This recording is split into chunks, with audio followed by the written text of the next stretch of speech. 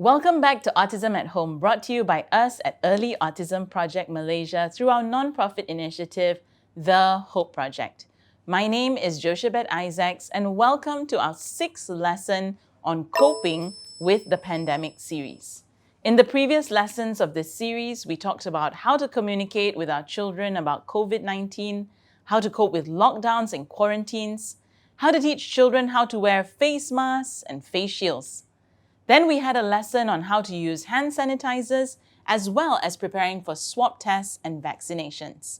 In today's lesson, we will be talking about social distancing. Apart from face masks, sanitizers, social distancing has also become a new norm for us when we were first introduced to coronavirus. While we may still see others standing less than 2 meters away from another person, it is still critical to teach our children about social distancing. Here are some tips on how this can be done. First is to try to educate or explain to your child on the importance of social distancing. The easiest way to do this is through the use of a social story on social distancing. A downloadable resource of this social story can be found on our website. When children are able to comprehend the reason for social distancing, it may help quicken their learning. The narrative in the learning material, like a social story, will also provide useful language that can be used as a reminder in real-life situations. The content in the social story should be just enough for your child to understand the important message. If your child is able to understand a more detailed explanation and lengthier language, feel free to include more details. Otherwise, just use short and simple words. In many instances, our children do not have sufficient cognitive development to understand these concepts, and so we will still attempt to teach in a more structured way, actually very similar to how we would teach personal space.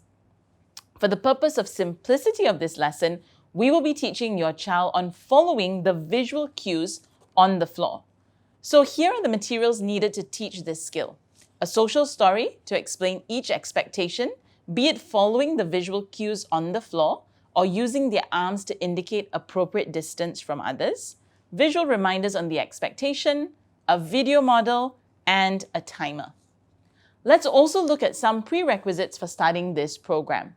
Your child will need the skill of cooperation, as well as usual understanding of the first then program. They will also need some imitation and the ability to wait. And lastly, they will need visual referencing skills. This is the ability to refer to visual cues and to be able to follow the cue with minimal or no support. Here's how we can break down the skill of referring to the visual cues and following them. Children will be expected to locate and stand on a visual cue.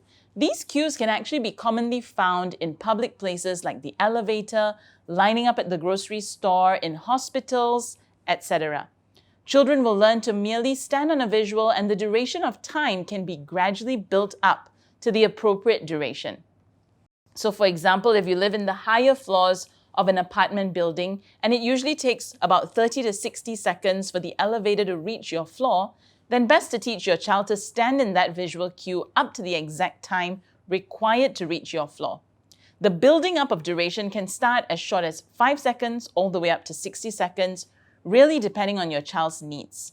It is also appropriate for your child to be holding an age-appropriate favorite or comforting item while they stand and wait for the timer to go off.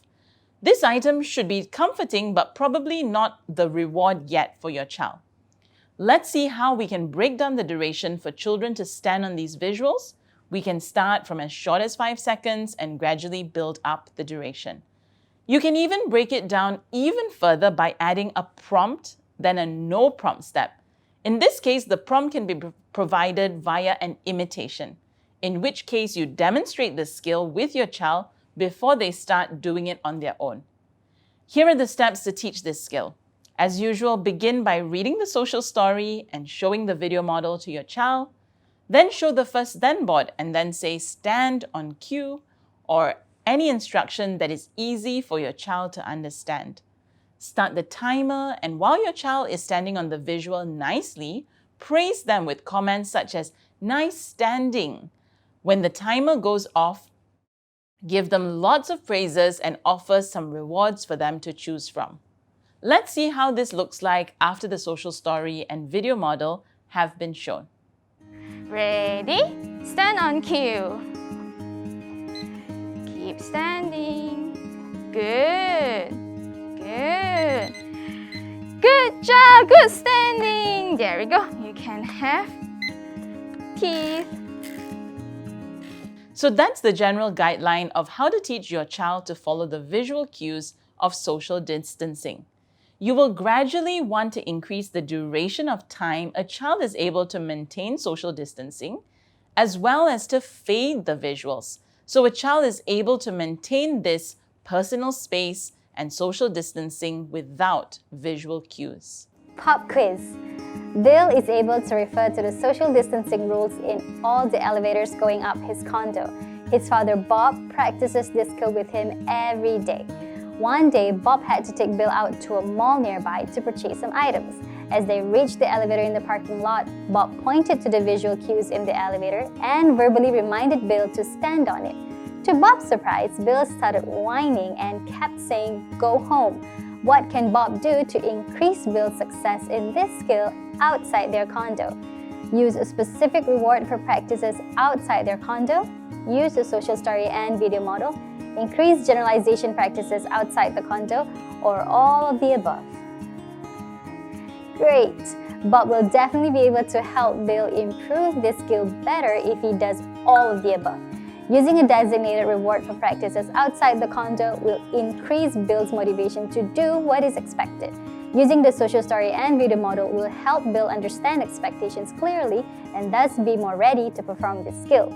Lastly, increasing practices in elevators outside the condo will generalize Bill's skill in getting on different elevators and following those visual cues on the floor, as this situation seemed to be a challenge in the area of generalizing the skill to situations outside his condo.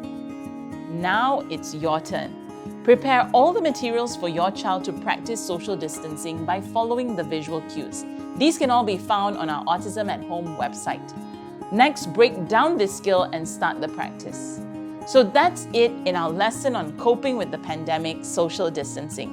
Our next lesson of this series is going to be tips for online lessons. We hope to see you soon.